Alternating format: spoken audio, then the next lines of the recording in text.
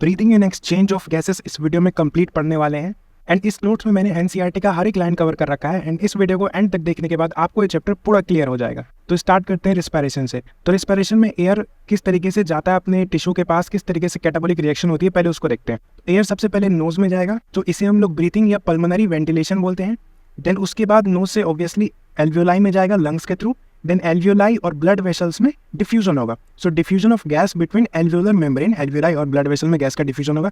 Then उसके बाद heart के थ्रू ट्रांसपोर्ट होगा, है ना, जो ब्लड से oxygenated blood, deoxygenated blood, transportation of gas by blood, blood के थ्रू हार्ट से ब्लड पंप होगा एंड ट्रांसपोर्टेशन होगा। एंड बाय ट्रांसपोर्टेशन जो गैसेस है वो टिश्यू तक पहुंचेगा। एंड उसके बाद diffusion of gases between blood and tissue, ठीक है, ब्लड और टिश्यू के बीच में डिफ्यूजन होगा गैसेस का। एंड उसके बाद जो ऑक्सीजन है वो ग्लूकोज को कन्वर्ट कर देगा एटीपी एंड कार्बन डाइऑक्साइड में। And carbon dioxide similarly tissue से बाहर निकल जाएगा और एयर में चला जाएगा। एंड उसके बाद यहाँ जो एटीपी मिला, एटीपी कैसे मिला? सेलुलर रेस्पिरेशन से। और ये कैटाबॉलिक रिएक्शन है। कैटाबॉलिक क्यों? क्योंकि यहाँ पे ग्लूकोज टूट रहा है एंड एटीपी मिला, इसी से हमें एनर्जी मिल जाता है। ठीक है, तो इस प्रोसेस को आप लोग सीक्वेंस में याद रखिएगा। सबसे पहले ब्रीथिंग एंड या pulmonary ventilation, then diffusion of gas between alveolar membrane, then transportation of gases by blood, then diffusion of gases between blood and tissue, then cellular respiration, जिसे हम लोग कैटाबॉलिक रिएक्शन भी बोलते हैं। यदि बात करें रेस्पिरेटरी ऑर्गन्स की, तो ये डिपेंड कर सकता है हैबिटेट पे और लेवल ऑफ ऑर्गेनाइजेशन पे। Lower invertebrate, that means Porifera to Aschelminthes, तो इनमें जो रेस्पिरेटरी ऑर्गन है वो उनका पूरा इंटायर बॉडी सरफेस है, वे पूरे बॉडी सरफेस से रेस्पिरेशन कर सकते हैं। अर्थवॉर्म में जो रेस्पिरेटरी ऑर्गन है वो है मॉइस्ट क्यूटिकल। इंसेक्ट में नेटवर्क ऑफ ट्यूब्स, जिसे हम लोग ट्रैकियल ट्यूब्स बोलते हैं। एक्वाटिक आर्थ्रोपोड्स एंड मोलास्का में रेस्पिरेटरी ऑर्गन है ऑब्वियसली गिल्स, एंड गिल्स के थ्रू यदि रेस्पिरेशन होगा तो उसे हम लोग ब्रैंकियल रेस्पिरेशन बोलते हैं। वर्टिब्रेट्स में ऑब्वियसली हम जानते हैं फिशेस भी आ सकते हैं। एंड जो अदर वर्टिब्रेट्स हैं amphibians, reptiles, Aves and mammals, ये भी आ सकते हैं। जो फिश है उसके लिए ऑब्वियसली रेस्पिरेटरी ऑर्गन गिल्स होगा, that is branchial respiration. And जो अदर वर्टिब्रेट्स है उसके लिए रेस्पिरेटरी ऑर्गन लंग्स है, दैट इज पल्मोनरी रेस्पिरेशन। एक इंपॉर्टेंट पॉइंट है, जो ये फ्रॉग है वो हम लोग जानते हैं एम्फीबियंस है। एंड जो फ्रॉग है वो लंग्स एंड मॉइस्ट स्किन दोनों से रिस्पायर कर सकता है। यदि लंग्स से रिस्पायर करेगा तो उसे पल्मोनरी रेस्पिरेशन बोलेंगे, यदि मॉइस्ट स्किन से रिस्पायर करेगा तो उसे क्यूटेनियस रेस्पिरेशन बोलेंगे। इस पॉइंट को आप याद रखिएगा। बात करें थोरेसिक चैम्बर की, तो थोरेसिक चैम्बर में vertebral column, sternum, ribs and diaphragm आ जाते हैं। डायफ्राम का शेप जो है वो डोम शेप होता है। यदि बात करें इन सब के पोजीशन की, तो वर्टिब्रल कॉलम का पोजीशन डोर्सली यानी पीछे की ओर होता है। स्टर्नम का पोजीशन वेंट्रली यानी आगे वाला जो हड्डी हमारा बीच का, उसे हम लोग स्टर्नम बोलते हैं एंड ऑब्वियसली वो वेंट्रली होगा। जो रिब्स है वो लेटरली यानी साइड में होगा। And diaphragm obviously lower side यानी कि नीचे की ओर होगा। ये पोजीशंस बहुत इंपॉर्टेंट है, वापस आपको बता देता हूँ। वर्टिब्रल कॉलम डोर्सली यानी पीछे, स्टर्नम वेंट्रली यानी आगे, रिब्स लेटरली यानी कि साइड में, एंड डायफ्राम लोअर साइड यानी कि नीचे। नेक्स्ट है ह्यूमन रेस्पिरेटरी सिस्टम, जो कि बहुत इंपॉर्टेंट है, सबसे इंपॉर्टेंट यही है इस चैप्टर का। तो ये देखिए, ये हमारा एक टिपिकल लंग्स है। एंड इस लंग्स में ये जो ऊपर वाला पार्ट है यहाँ पे ग्लोटिस है। जो ग्लोटिस है वो ओपनिंग होता है ट्रैकिया का। एंड ग्लोटिस का जो कवरिंग है उसे हम लोग एपिग्लोटिस बोलते हैं। जो एपिग्लोटिस है वो कार्टिलेजिनस फ्लैप है एंड ऑब्वियसली ये कवर ऑफ ग्लोटिस है। एंड ये वाला जो पार्ट देख रहे हो इसे हम लोग लैरिंग्स बोलते हैं। लैरिंग्स का दूसरा नाम साउंड बॉक्स है। उसके बाद हमारा ट्रैकिया आ जाता है। ट्रैकिया में जो ये आप लोग सी शेप कार्टिलेज देख रहे हो, सी शेप का, तो ये सी शेप इनकम्प्लीट हाइलिन कार्टिलेजेस है। इनकम्प्लीट क्यों? क्योंकि आगे की ओर होता है, बट अगर बात करें तो पीछे की ओर बस इतना ही होगा। ठीक है, पूरा ये कंप्लीट नहीं होता है, कंप्लीट रिंग नहीं है ना, आधा ही रिंग है, आधा से थोड़ा ज्यादा रिंग है, इसलिए हम लोग इसे सी शेप इनकम्प्लीट हाइलिन कार्टिलेज बोलते हैं। रही बात ट्रैकिया की, तो ट्रैकिया क्या है? ये extended up to mid thoracic cavity, है ना, यहाँ पे मिड थोरेसिक कैविटी तक एक्सटेंडेड होता है। उसके बाद तो ब्रोंकाई में कन्वर्ट हो जाता है। And divide into primary bronchi at fifth thoracic level, है ना। कई बार ये क्वेश्चन में पूछा गया कि कितने थोरेसिक लेवल पे डिवाइड होता है, तो that is fifth thoracic level. और ये जो आप लोग देख रहे हो जहाँ पे हार्ट क्रिंच शेप का होता है, मैं आपको बता दूं, एंड इसको हम लोग कार्डिक नोच बोलते हैं। एंड ये प्रेजेंट होता है लेफ्ट लंग है। ये वाला हमारे पास लेफ्ट लंग है और ये राइट लंग है, और इसके नीचे ये डोम शेप डायफ्राम है। जो ये लंग्स का मेम्ब्रेन है इसे हम लोग प्लूरल मेम्ब्रेन बोलते हैं। एंड ऑब्वियसली ये डबल मेम्ब्रेन है, जिसे outer pleura and inner pleura में डिवाइड किया गया है। आउटर प्लूरा क्या है? ये contact with thoracic lining, thoracic lining से कॉन्टैक्ट में होता है। And inner pleura contact with lung surface, देखो इनर प्लूरा अंदर के लंग सरफेस से कॉन्टैक्ट में होता है। एंड दोनों के बीच में, outer pleura and inner pleura के बीच में प्लूरल फ्लूइड प्रेजेंट होता है, जो कि रिड्यूस करेगा फ्रिक्शन ऑन लंग सरफेस के फ्रिक्शन को रिड्यूस करेगा। एंड एक और चीज देखो, जैसे ये एयर का यदि मैं पूरा पैसेज बता दूं, तो एयर जो है वो सबसे पहले नोज में जाता है, फिर एक्सटर्नल नॉस्ट्रिल्स में जाता है, देन नेजल चैम्बर में जाएगा, then pharynx, then larynx, then trachea. और ट्रैकिया के बाद का जो आगे का पाथ है वो यहाँ पे मैंने बताया हुआ है। ठीक है, तो जो ये फेरिंग्स है, मैं आपको बता दूं, लैरिंग्स तो मैंने बता दिया कि इसे हम लोग साउंड बॉक्स बोलते हैं।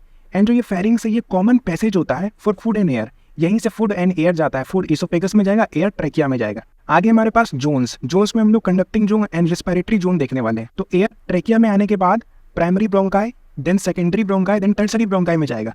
जो ट्रेकिया है वो 5th थोरेसिक लेवल पे प्राइमरी ब्रोंकाई में डिवाइड हो जाता है। Primary bronchi, then secondary bronchi, then उसके बाद टर्सरी ब्रोंकाई में आगे डिवाइड होता चलेगा। Then initial bronchioles, then terminal bronchioles, फिर रेस्पिरेटरी ब्रोंक्यूल्स, देन वो आगे जाके alveolar duct, then alveolar sacs में कन्वर्ट हो जाएगा।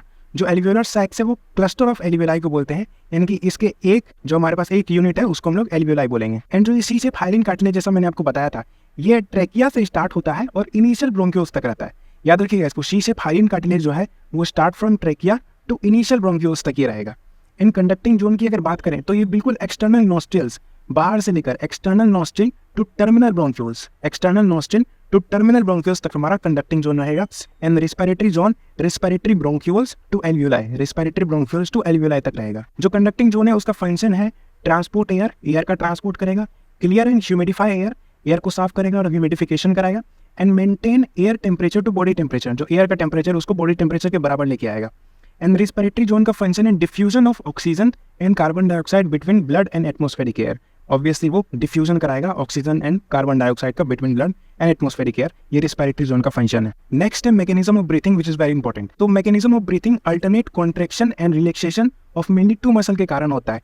And these 2 muscles are diaphragm and intercostal muscles. जो डायफ्राम है वो चेंज करेगा thoracic volume in anterior posterior axis. Anterior posterior क्या, ऊपर और नीचे वाला, ठीक है।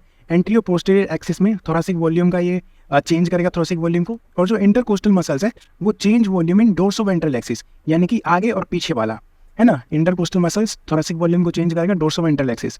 जो इंटरकोस्टल मसल्स ये क्या होते हैं, ये जो मसल्स हैं that present within the rib cage, जो रिब केज के बीच में, ये देखो रिब्स के बीच वाले जो ये मसल्स हैं इसे हम लोग इंटरकोस्टल मसल बोलते हैं।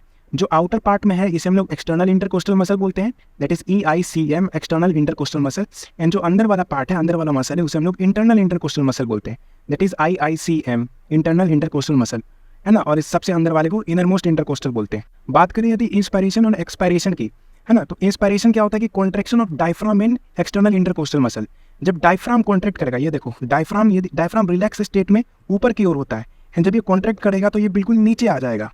जब ये ऊपर होता है तो बिल्कुल डोम शेप का होता है, एंड जब ये नीचे आएगा तो ये बिल्कुल फ्लैट हो जाएगा। एंड जब ये नीचे आ रहा है दैट मीन्स डायफ्राम कॉन्ट्रैक्ट कर रहा है। रिलैक्स स्टेट में डायफ्राम ऊपर की ओर रहता है, एंड कॉन्ट्रैक्ट स्टेट में ये नीचे की ओर आ जाता है। एंड जब ये कॉन्ट्रैक्ट करेगा, ये नीचे की ओर आएगा, तो ऑब्वियसली जो थोरेसिक वॉल्यूम है वो हमारा बढ़ेगा, है ना। जो contraction of diaphragm and EICM यानी एक्सटर्नल इंटरकोस्टल मसल होगा तो थोरेसिक वॉल्यूम इंक्रीज होगा, तो ऑब्वियसली लंग्स यानी पल्मोनरी वॉल्यूम भी इंक्रीज होगा, जिसके कारण से इंट्रापल्मोनरी प्रेशर डिक्रीज हो जाएगा, यानी कि लंग्स का प्रेशर डिक्रीज हो जाएगा। किसके कंपैरिजन में, एयर के कंपैरिजन में, यानी एयर का प्रेशर ज़्यादा है और लंग्स का प्रेशर कम है।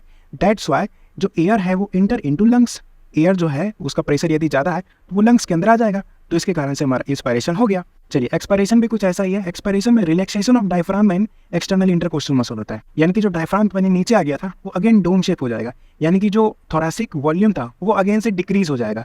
यदि थोरेसिक वॉल्यूम डिक्रीज हो जाएगा तो पल्मोनरी वॉल्यूम यानी लंग्स का वॉल्यूम भी डिक्रीज हो जाएगा, एंड जिसके कारण से जो इंट्रापल्मोनरी प्रेशर था वो हमारा इंक्रीज हो जाएगा। यदि पल्मोनरी वॉल्यूम डिक्रीज हुआ तो प्रेशर हमारा इंक्रीज हो जाएगा, और यदि लंग्स का प्रेशर इंक्रीज हुआ है और एयर का प्रेशर कम है तो एयर जो है वो एक्सपेंड फ्रॉम लंग्स, यानी कि लंग्स से एयर बाहर चले जाएगा एटमॉस्फेयर में, और इसी चीज को हम लोग एक्सपायरेशन बोलते हैं, ठीक है। Air expand from lungs, expiration. उम्मीद करता हूँ आप लोग इंस्पायरेशन और एक्सपायरेशन को समझ गए होंगे।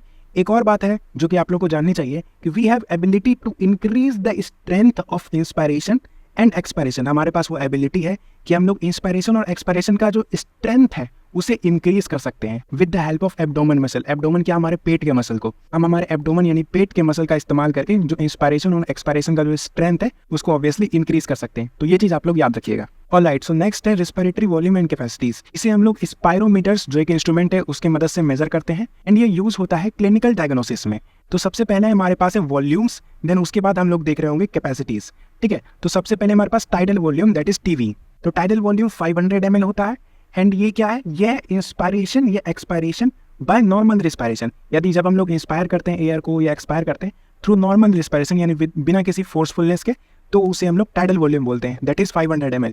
और दैट्स जो IRV है यानी कि इंस्पायरेटरी रिजर्व वॉल्यूम, ये 2500 से 3000 ml होता है। ये क्या है, ये एडिशनल एयर है that is inspired by forceful inspiration. हमने नॉर्मली इंस्पायर किया टाइडल वॉल्यूम, जो हम लोग नॉर्मल इंस्पायर या एक्सपायर करते हैं, उसके बाद भी नॉर्मल इंस्पायरेशन के बाद भी हम लोग जो एक्स्ट्रा एयर इंस्पायर करते हैं थ्रू फोर्सफुलनेस उसे हम लोग IRV बोलते हैं, और ये 2500 से 3000 ml होता है। ERV की अगर बात करें, that is expiratory reserve volume, तो ये 1000 to 1100, ठीक है, 1000 to 1100 ml होता है, and that is additional air expired by forceful expiration.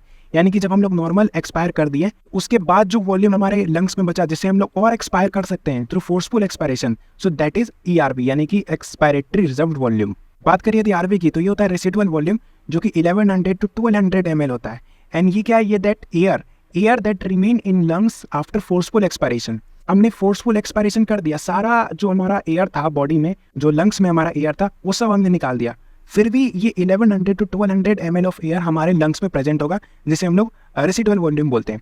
और ये होना क्यों जरूरी है, ताकि हमारा लंग्स कोलैप्स नहीं कर जाए, ठीक है, इसलिए ये होना जरूरी है हमारे बॉडी में। ये एक इकलौता वॉल्यूम है। देखो, हमने जितने भी वॉल्यूम्स काउंट किए थे, सबको हम लोग मेजर कर सकते हैं स्पायरोमीटर की वजह से, बट जो रेसिडुअल वॉल्यूम है, इसे हम लोग स्पायरोमीटर की मदद से मेजर नहीं कर सकते हैं, ठीक है, तो ये चीज़ याद रखना। इंस्पायरेटरी कैपेसिटी की बात करें तो ये होता है टाइडल वॉल्यूम प्लस IRV, ठीक है, TV plus IRV, that is 3000 to 3500 ml। Okay, expiratory capacity की बात करें तो ये होता है tidal volume plus ERV, that is 1500 to 1600 ml, ठीक है। वाइटल कैपेसिटी बहुत इंपॉर्टेंट है, बहुत बार एग्जाम्स में आया है। ये होता है tidal volume plus IRV plus ERV। अगर इन सब का टोटल करेंगे तो ये आ जाएगा 4000 to 4600 ml। एंड इसका डेफिनेशन की बात करें तो ये maximum air breath after forceful inspiration या एक्सपायरेशन। यदि हमने फोर्सफुल इंस्पायरेशन किया, यानी कि जितना हम लोग एयर लंग्स के अंदर ले सकते थे वो ले लिया, तो उसके बाद हम लोग कितना एयर एक्सपायर कर सकते हैं, ये बताता है vital capacity. Similarly forceful expiration की बात करें तो यदि हम लोगों ने जितना बॉडी में एयर था वो सब कुछ निकाल दिया, उसके बाद हम लोग कितना इंस्पायर कर सकते हैं, ये बताता है vital capacity, and that is TV plus IRV plus ERV, which is 4000 to 4600 ml। बात करिए यदि FRC की, that is functional residual capacity, तो ये होता है ERV प्लस RV, जिसका जो वॉल्यूम है वो है 2100 to 2300, यानी 2100 से 2300 ml के बराबर।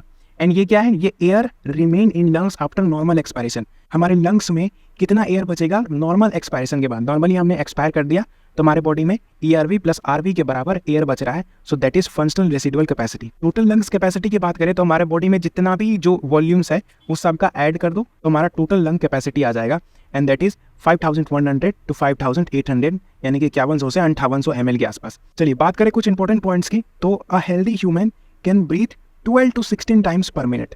हेल्दी ह्यूमन 1 मिनट में 12 से 16 टाइम्स ब्रीथ करता है। तो therefore volume of air healthy human inspire और expire per minute during normal respiration, यानी कि एक हेल्दी ह्यूमन कितना वॉल्यूम ऑफ एयर इंस्पायर या एक्सपायर कर सकता है per minute during normal respiration. तो ड्यूरिंग नॉर्मल रेस्पिरेशन तो टाइडल वॉल्यूम करता है वो ब्रीथ, ठीक है, तो टाइडल वॉल्यूम कितना होता है 500, और 1 मिनट में कितना बार ब्रीथ करता है ना, देखो यहाँ पे ब्रीथ कितना बार करता है, तो 12 से 16 बार करता है। तो 12 to 16 टाइम्स 500 हमारे पास आ जाएगा 6000 to 8000 मिलीलीटर पर मिनट, या जिसे हम लोग 6 लीटर to 8 लीटर पर मिनट भी बोल सकते हैं। एंड यही होता है हमारे पास पल्मोनरी वेंटिलेशन। ऑलराइट, नेक्स्ट है हमारे पास एक्सचेंज ऑफ गैसेस, ठीक है। तो एक्सचेंज ऑफ गैसेस में हमें क्या देखना है, जो एल्वियोलाई है are the primary site of gases exchange, and gases कौन से gases, oxygen and carbon dioxide are exchange by simple diffusion. And जो भी डिफ्यूजन है ये किस पे डिपेंड करेगा, partial pressure, concentration gradient, solubility and thickness of diffusion membrane पे डिपेंड करेगा। डिफ्यूजन मेम्ब्रेन क्या होता है वो भी हम लोग आगे देखेंगे। जो partial pressure and concentration gradient है, रेट ऑफ डिफ्यूजन मेनली इन्हीं दोनों पे डिपेंड करेगा, but solubility and thickness of diffusion membrane पे भी डिपेंड करेगा। जो ये सॉल्युबिलिटी है, इसके बारे में एक इंपॉर्टेंट लाइन एनसीईआरटी में दिया हुआ है कि solubility of CO2 is 20 to 25 times higher than O2, ठीक है। जो कार्बन डाइऑक्साइड का सॉल्युबिलिटी है वो 20 से 25 गुना ज्यादा होता है ऑक्सीजन के सॉल्युबिलिटी से। ये देखिए टिपिकल एल्वियोलाई का डायग्राम है, ये एल्वियोलर कैविटी है, यहाँ से एयर अंदर एयर बाहर जा रहा है, और जो एल्वियोलाई का जो वॉल है, एल्वियोलर वॉल, वो स्क्वेमस एपिथेलियम से बना होता है, एंड ये 1 सेल थिक यानी 1 सेल थिक होता है। जो alveolar wall and blood capillary के बीच में जो सब्सटेंस होता है इसे हम लोग बेसमेंट सब्सटेंस बोलते हैं। एंड ये जो देख रहे हो आप, ये इसे हम लोग एंडोथेलियम ऑफ ब्लड कैपिलरी बोलते हैं। एंड यही 3 चीज डिफ्यूजन मेम्ब्रेन को बनाता है। तो डिफ्यूजन मेम्ब्रेन 3 लेयर का होता है, कौन कौन सा layer, squamous epithelium of alveoli, endothelium of alveolar capillaries and basement membrane, यही 3 चीजों का होता है। एंड डिफ्यूजन मेम्ब्रेन का बात करिए यदि थिकनेस की, तो ये लेस देन 1 मिलीमीटर, 1 मिलीमीटर से भी छोटा होता है। एंड ये सबसे इंपॉर्टेंट टॉपिक है, ये partial pressure of oxygen and carbon dioxide. ये चार्ट आपने एनसीईआरटी में देखा होगा रेस्पिरेटरी गैसेस का, ठीक है, जिसमें partial pressure of oxygen and CO2 explain किया गया है। इसे हम लोग डिटेल में देख लेते हैं। जो एटमॉस्फेयर है इसमें partial pressure of oxygen is 159, alveoli में 104, ऑक्सीनेटेड ब्लड में 95 एंड टिश्यू में 40, एंटी ऑक्सीनेटेड में भी 40 होता है। यस, तो ये जो एयर है, एयर में हमारा पार्शियल प्रेशर ऑफ ऑक्सीजन होता है 159, एंड उसके बाद जो एल्वियोलाई है, एल्वियोलाई में पार्शियल प्रेशर ऑफ ऑक्सीजन हो जाएगा 104। एंड उसके बाद ऑक्सीजनेटेड ब्लड, देखो pulmonary vein and systemic artery oxygenated blood को कैरी करता है, ठीक है। ऑक्सीजनेटेड ब्लड में पार्शियल प्रेशर ऑफ ऑक्सीजन हो जाएगा 95। एंड उसके बाद अगेन से यहाँ पे सिस्टमिक आर्टरी में भी 95। एंड जो टिश्यू में पार्शियल प्रेशर ऑफ ऑक्सीजन हो जाएगा 40। तो टिश्यू में partial pressure of carbon dioxide होता है 45 and partial pressure of carbon dioxide in deoxygenated blood हो जाएगा अगेन 45, तो ये ऊपर जाएगा। एंड उसके बाद पल्मोनरी आर्टरी, देखो pulmonary artery and systemic vein दोनों डीऑक्सीजनेटेड ब्लड कैरी करते हैं। एंड इसमें भी partial pressure of pulmonary artery में partial pressure of carbon dioxide हो जाएगा 45। एंड जो एल्वियोलाई है, एल्वियोलाई में partial pressure of carbon dioxide है 40 एंड एक्सपेंड एयर बाहर में हो जाएगा partial pressure of carbon dioxide is 0.3। So मैं आपको वापस से बता दूं, पार्शियल प्रेशर ऑफ ऑक्सीजन बाहर में यानी एयर में है 159, देन एल्वियोलाई में 104, डीऑक्सीजनेटेड ब्लड में 95, ठीक है, इस तरीके से आ रहा है। उसके बाद टिश्यू में हो जाएगा 40, ठीक है। तो इस तरीके से हायर टू लोअर हो गया। सिमिलरली टिश्यू में partial pressure of carbon dioxide 45, deoxygenated blood में भी 45 partial pressure of carbon dioxide and जो एल्वियोलाई है उसमें 40 एंड एक्सपेंड एयर में 0.3, तो इस तरीके से बाहर चला जाएगा, है ना। एंड इस चीज़ को भी आप लोग अच्छे तरीके से याद रखिएगा क्योंकि इस टेबल से डायरेक्ट क्वेश्चंस बन जाते हैं। एटमॉस्फेरिक एयर में 159, एल्वियोलाई में ऑक्सीजन की बात कर रहा हूँ, एटमॉस्फेरिक एयर में 159, एल्वियोलाई में 104, डीऑक्सीजनेटेड ब्लड में 40, ऑक्सीजनेटेड ब्लड में 95 एंड टिश्यू में 40। Partial pressure of carbon dioxide atmospheric air में 0.3, एल्वियोलाई में 40, डीऑक्सीजनेटेड ब्लड में 45, ऑक्सीजनेटेड ब्लड में 40 एंड टिश्यू में 45। इसे मैंने इतना इंपॉर्टेंस देके इसलिए पढ़ाया क्योंकि ये बहुत इंपॉर्टेंट है और एग्जाम्स में डायरेक्ट क्वेश्चन आपसे पूछा जा सकता है, मैचिंग में पूछा जा सकता है, या डायरेक्ट ऐसे भी पूछा जा सकता है स्टेटमेंट बना के कि इसका पार्शियल प्रेशर कितना होगा, ठीक है। तो इस तरीके से आप लोग का आंसर देना है। चलिए बात करिए थी ट्रांसपोर्टेशन की, तो सबसे पहले हम लोग देखेंगे ट्रांसपोर्टेशन ऑफ ऑक्सीजन। सो 97% जो ऑक्सीजन है वो ऑक्सी हीमोग्लोबिन यानी कि आरबीसी के थ्रू वो ट्रांसपोर्ट होता है एंड 3% डिजोल्व प्लाज्मा के थ्रू ट्रांसपोर्ट होता है। बात करें यदि हीमोग्लोबिन की, तो हीमोग्लोबिन जो है वो 4 ऑक्सीजन आप लोग देख रहे हो यहाँ पे कैरी करता है एक haemoglobin. So each haemoglobin can carry 4 oxygen and जो ऑक्सीजन है वो bind with haemoglobin in reversible manner to form oxy haemoglobin, ठीक है। ऑक्सी हीमोग्लोबिन फॉर्म करने के लिए जो ऑक्सीजन है वो हीमोग्लोबिन के साथ रिवर्सिबल मैनर में बाइंड करता है। बात करें यदि ऑक्सीजन डिसोसिएशन कर्व की, तो ये percentage saturation of haemoglobin with oxygen and partial pressure of oxygen के बीच में बनता है और ये एक सिग्मोइड कर्व बनता है। इसमें हमें लेफ्ट शिफ्ट और राइट शिफ्ट देखने को मिलते हैं। जो लेफ्ट शिफ्ट है वो एल्वियोलाई में देखने को मिलता है, दैट मीन्स फेवरेबल कंडीशन में जहाँ पे ऑक्सी हीमोग्लोबिन का फॉर्मेशन हो रहा होगा। एंड जो राइट शिफ्ट है वो टिश्यू में देखने को मिलता है, दैट मीन्स अनफेवरेबल कंडीशन में जहाँ पे हीमोग्लोबिन ऑक्सीजन यानी कि ऑक्सी हीमोग्लोबिन का डिसोसिएशन हो रहा होगा, टूट रहा होगा। ऑब्वियसली एल्वियोलाई में ऑक्सी हीमोग्लोबिन फॉर्मेशन होता है, इन टिश्यू में ऑक्सी हीमोग्लोबिन डिसोसिएशन होता है। तो ऑक्सी हीमोग्लोबिन फॉर्मेशन के लिए क्या चाहिए? सीधी सी बात है, जो ऑक्सीजन ज़्यादा चाहिए और कार्बन डाइऑक्साइड कम चाहिए। तो वही चीज़ है, पार्शियल प्रेशर ऑफ ऑक्सीजन ये पीएच ज़्यादा ले लो and partial pressure of carbon dioxide H+ ये टेम्परेचर कम ले लो, तो हीमोग्लोबिन जो ऑक्सी हीमोग्लोबिन है उसका फॉर्मेशन हो जाएगा। एंड ऑक्सी हीमोग्लोबिन का डिसोसिएशन कब होगा? जब ऑक्सीजन कम ले लो और कार्बन डाइऑक्साइड ज़्यादा ले लो। So partial pressure of oxygen and pH को कम लिया जाए and partial pressure of carbon dioxide H+ और टेम्परेचर को ज़्यादा ले लो, तो हीमोग्लोबिन ऑक्सी हीमोग्लोबिन का डिसोसिएशन हो जाएगा। एंड यदि पार्शियल प्रेशर ऑफ ऑक्सीजन ज़्यादा लेने, तो यहाँ पे हमारा कार्ब अमीनो हीमोग्लोबिन है, इसका भी फॉर्मेशन देखने को मिलता है। आगे हमारे पास transport of carbon dioxide, so 20 to 25%, approximately 23% यदि हम लोग ले, तो वो कार अमीनो हीमोग्लोबिन के फॉर्म में ट्रांसपोर्ट होता है oxygen, that is through RBC. And 70% bicarbonate ion यानी HCO3 के फॉर्म में ट्रांसफर होता है एंड 7% डिजोल्व प्लाज्मा के थ्रू ट्रांसपोर्ट होता है। याद रखना कि जो लोडिंग ऑफ कार्बन डाइऑक्साइड है वो नियर टिश्यू होगा। ऑब्वियसली नियर टिश्यू में ज़्यादा कार्बन डाइऑक्साइड होता है, तो वहीं पे कार्बन डाइऑक्साइड का लोडिंग होगा। एंड एल्वियोलाई में हमें कार्बन डाइऑक्साइड को बाहर फेंकना है, तो वहाँ से अनलोडिंग होगा कार्बन डाइऑक्साइड का। तो loading of carbon dioxide tissue में होगा from tissue to RBC and unloading of carbon dioxide alveoli के बगल में होगा फ्रॉम आरबीसी टू एल्वियोलाई। ये रिएक्शन आप लोगों ने देखा होगा, जैसे CO2 + H2O से कार्बोनिक एसिड बना, से बाइकार्बोनेट आयन बना। दोनों के लिए हमें कार्बोनिक एनहाइड्रेस एंजाइम की जरूरत है। तो कार्बोनिक एनहाइड्रेस जो है वो प्रेजेंट होता है बोथ आरबीसी एंड प्लाज्मा में। यदि आपसे क्वेश्चन आ जाए कि ये सिर्फ आरबीसी में प्रेजेंट होता है, तो वो गलत है, ठीक है। आरबीसी में भी प्रेजेंट होता है और प्लाज्मा में भी प्रेजेंट होता है, बट मोस्टली आरबीसी में प्रेजेंट होता है और स्मॉल अमाउंट प्लाज्मा में भी प्रेजेंट होता है। कुछ इंपॉर्टेंट पॉइंट्स की बात करें, every 100 ml of oxygenated blood deliver 5 ml of oxygen to tissue and every 100 ml of deoxygenated blood deliver 4 ml of carbon dioxide to alveoli। वापस मैं बता देता हूँ, ये बहुत इंपॉर्टेंट लाइन है।